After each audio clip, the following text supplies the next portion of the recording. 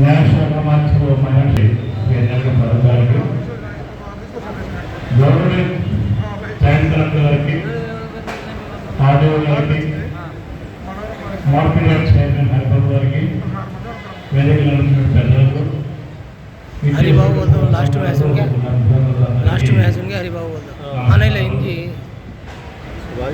ఒకసారి మనము జరుగుతున్న పరిణామాలు ఒకసారి గమనించాలి. ఇదంతా కూడా టెక్నాలజీ మయంలోకి వెళ్ళిపోతున్నాం.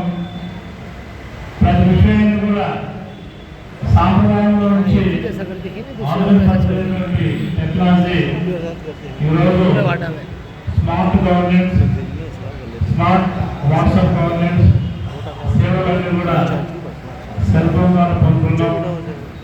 ఇంత ఆధునికతలో ఉన్నటువంటి మనము ఇప్పుడు మనకందరికీ కూడా ఆధార్ కార్డు చాలా సింపుల్ అవుతుంది. ఎన్ని లైసెన్స్ కార్డు కూడా చాలా సింపుల్ అవుతుంది. పాన్ కార్డు ఇలా ఉంటాయి. ఇవన్నీ కూడా ఉన్నప్పుడు మరి ప్రజలకు ఆల్మోస్ట్ అన్ని కుటుంబాలు కలిసినటువంటి రేషన్ కార్డు ఇంకా కూడా పాత ప్రభుత్వంలో ఎందుకు ఉండాలి, చేస్తే దాన్ని సపరేట్గా మళ్ళీ ఇంట్లో పెట్టుకొని సంచులు పెట్టి ఇలా కాకుండా పాకెట్ సైజ్ వస్తే కనుక విత్ క్యూఆర్ వస్తే కనుక ప్రజలకు ఎంతో సౌకర్యంగా ఉండాలి.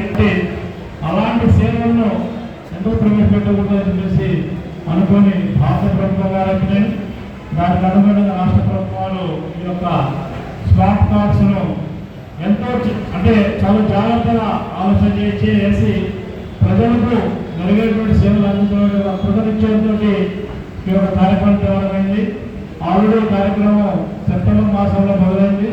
మన ప్రాంతంలో ఇప్పుడు ఈరోజు ద్వారా జాయింట్ కలెక్టర్ ద్వారా ఈ కార్యక్రమంలో వేరే ఇల్లు గారిని సభకు ప్రార్థన కోరుకున్న పిలుస్తాం.